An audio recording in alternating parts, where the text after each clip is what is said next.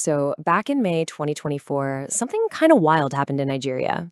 With just the stroke of a pen, the country's entire national anthem was changed. Just like that, overnight. And well, as you can imagine, this single move kicked off a massive debate. So, we're going to break down exactly what went down, and more importantly, why. I mean, that really is the big question, right? How on earth does a country of over 200 million people just swap out a symbol as fundamental as a national anthem with that kind of speed?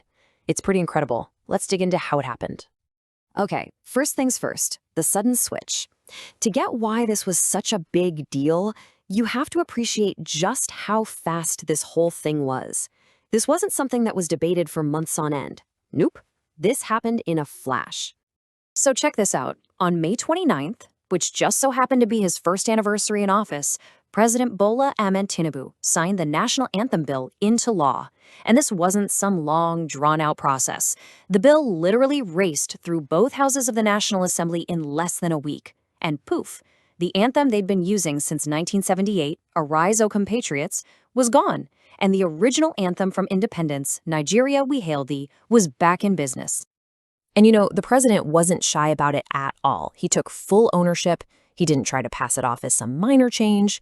He went on record and called it my priority, arguing that this was a really crucial step to, redefine and better reflect the nation's identity. As you can guess, this move immediately split everybody down the middle. For the supporters, this was a much-needed cultural reset, a chance to get rid of a symbol that was brought in by a military government. But for the critics, they saw it as a total baffling distraction. I mean, with inflation hitting a 28-year high and some serious security issues going on, a lot of people were asking, is this really the most important thing to be doing right now? All right, let's actually look at these two anthems because they really do represent two completely different visions for the country. To really get this debate, you have to understand the two songs at the heart of it. They're about two different ideas of what Nigeria is and maybe what it ought to be. This timeline gives you the quick and dirty backstory. So, Nigeria We Hail Thee was the first anthem, the one a brand new nation adopted in 1960. Then, in 1978, a military government decided to bring in Arise, O Compatriots, kind of as a way to build a new sense of unity after the Civil War. And then, boom, 2024, the clock gets wound all the way back. And here's the key difference between the two. Their whole purpose. Nigeria We Hail Thee is what you'd call a salutary anthem. It's all about hailing the nation, giving it respect. It's ceremonial, it's warm. On the flip side, Arise, O Compatriots is a civic call to action. Its job is to get citizens fired up, calling them to serve and build the nation. So one praises, the other prods. Totally different vibes. Which brings us right to the heart of the whole thing, the great anthem debate. Let's get into the nitty-gritty arguments, both for the change and against it. Okay, so the folks who supported the change had three main points. First, they said it was about time to demilitarize national symbols by ditching an anthem put in place by a military regime. Second, they argued that the old anthem brought back this powerful feeling of nostalgia and pride from Nigeria's early, hopeful years. And third, they basically said, hey, the president has the right to make national identity a priority. But the critics, well, they came with some really strong counter-arguments. They were really not happy about the rushed process that completely skipped any kind of public discussion. They also pointed to what they saw as dated colonial-era language, words like native land and tribes, arguing it doesn't really fit in a modern Nigeria. And, of course, the biggest point. It felt like a massive distraction from the very real economic and security problems the country was facing.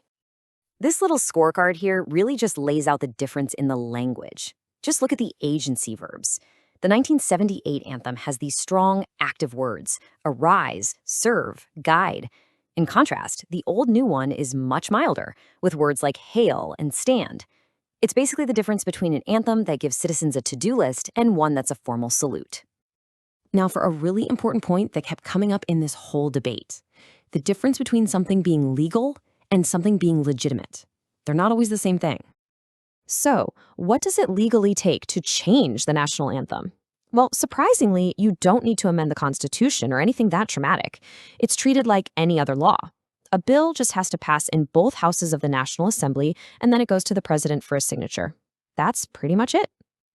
And that's the real rub, isn't it? The government followed those steps, so technically the change was legally valid.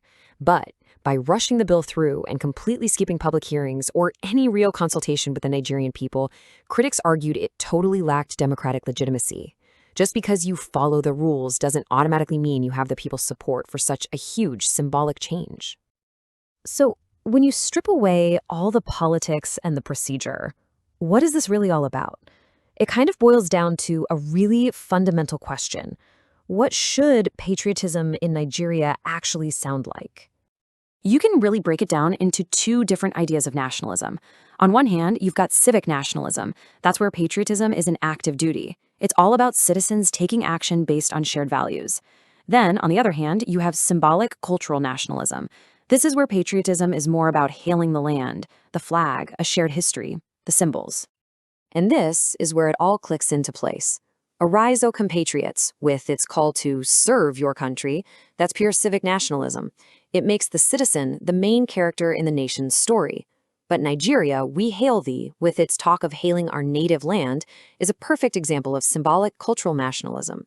So the switch wasn't just changing a song, it was about shifting the very definition of what it means to be a patriot. Ultimately, this entire debate leaves us with one heck of a question to think about. What's an anthem's real job? Is it supposed to be a mirror, just reflecting who we are and our history? Or should it be a challenge, a constant call to action for all of us to build a better future? The answer Nigeria chose in 2024 tells us a lot about its priorities and its vision for itself, right here and now.